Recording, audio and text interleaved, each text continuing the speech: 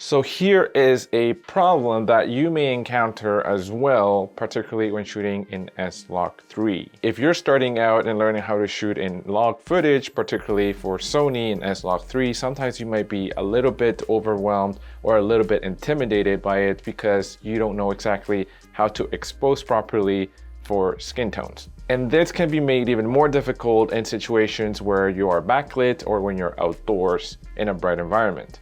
In today's video, I'll be showing you one hack that's going to be very useful to you when exposing skin tones in Sony S-Log3. There are many ways of exposing your footage. You can always use an external monitor, use false color, or even use zebra set to a specific level for the desired skin tone that you're exposing for. I've also made a video about how to properly expose for skin tones using zebras. I'll be linking that video either here or in the description below if you wanted to check that out as well. However, this tool will come in very handy as an alternative to some of these tools that I've already mentioned. Even if you don't end up using this tool or this hack, it'll still be worth knowing what this is, or at least knowing how to use it or how to access it in your camera menus, because it is sort of kind of hidden. So if you're completely new to log footage, let me briefly explain to you what that is. Log footage is a picture profile for video that allows you to capture your footage in more detail, capturing more detail in the highlights and more detail in the shadows. It allows for more flexibility when you're color grading your footage later on in post as well. Straight out of the camera though, this footage looks dull and without any contrast. But if you're able to properly record log footage, you'll be able to take advantage of all that information that is retained in that clip and manipulate the colors later on in post. There is more flexibility in log footage as opposed to standard video. You have to expose to the right and overexpose when you're shooting in log. So for example, in standard video, if you're looking at your meter, normally you adjust your exposure to keep that metering right in the center. But when you're shooting in log, you want that to be on the right, a little bit more overexposed. So generally, I like to have that number at either plus 1.3 or plus 1.7. And if you see a plus 2.0 that is blinking, then that means you're probably gone too far, a little bit too overexposed. If you are in a backlit environment, this meter is most likely going to give you an incorrect representation of the actual exposure in your frame, especially if you have someone in your frame and you want to expose for that person. So let's dig into our menus to find this setting. I'm currently using the Sony a7 IV, but this setting should be in most newer Sony cameras as well. So we'll go into menu, go all the way down to setup, go to touch operation, and make sure that touch focus is enabled. Now we'll go back to the menu, go into exposure, metering. Metering mode, we'll switch that to spot. There are two settings here, standard and large. We'll keep it at standard. Under spot metering point, we'll select focus point link. And as you can see now, there is a little circle that has appeared on screen. If I had gone and selected the large, then you have a bigger circle. You might be able to see it better now. So there is a bigger circle here, but we'll use the smaller circle, the standard one. So you'll see now that there is a little spot that has appeared on my frame, just right here in the middle. And I want you to take a look at what happens to the meter down here as soon as I move that circle and I tap somewhere else on my screen. Let's tap the window. You can see that the exposure is now at plus 2.0 and it's blinking because it is overexposed. It is the brighter part of my image right here. And if I tap now on in the dark part here of the frame, now that shifts to minus 0.7 because it is a little bit underexposed and because it is a darker part of the frame, therefore less bright. So let's go back to my face. So what has happened is that this spot focus is linked not just to touch for focus, but also to the meter. So the meter will give you a calculated value of the exposure inside that specific circle. So a very good way for you to get an idea of what your exposure is like for skin tones.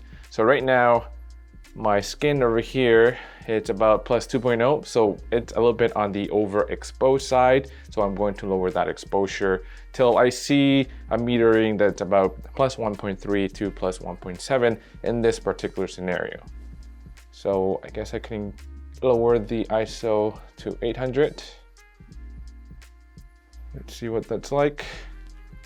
Let's tap on my screen. So it's ranging to about plus 2.0 to plus 1.7. So I think let's close down the aperture just a tiny bit more. And now I can see that it's roughly plus 1.7 to plus 2.0. And I am comfortable with that. Let's tap myself again. So yeah, I can say that this is a very good exposure for my skin tones. So now let's go into a more extreme scenario where I have a bigger window, a more backlit environment. So I am now in a different room and a larger window, way brighter, and I don't have a key light in front of me. So let's play around with this spot metering and see what that's like. So let's move away. Now the metering is at, what's this, right here, plus 2.0, super bright, super overexposed, and that's okay because that's just the window. And if I move my face back here, let's tap on myself again. So right now I'm about plus 0, minus 0.3. So now I'm able to tell that I am a little bit on the underexposed side if I am focusing on exposing for myself for skin tones. So now let's turn this button thing, spot thing off and see what the meter says for this entire scene. So now for the overall scene, it says that I am overexposed. Like this entire frame is overexposed. I'm now in the multimetering. So the meter is giving me in right here a measurement of overall the brightness levels of the entire frame. So if I wanted to expose for myself for skin tones, I would be overexposed just basing it on this frame. And if I were to correct that meter, let's turn the aperture and close it down a little bit more. At f4, it still says I am overexposed in this entire frame. Let's turn it to f5, and that is still blinking at plus 2.0. As you can see, we can easily run into problems if you just rely on that multi-metering for the entire frame. And if you wanted to focus on skin tones, in this case, I will be severely underexposed. So let's turn that spot metering hack again, and let's see. So we are now back here with this multimetering mode, and I'm going to expose following that meter now, focusing that spot on my face. So let's see. Let's turn this back down, maybe to f2.5. So if I place myself right here, I can see that I'm at plus 0.7.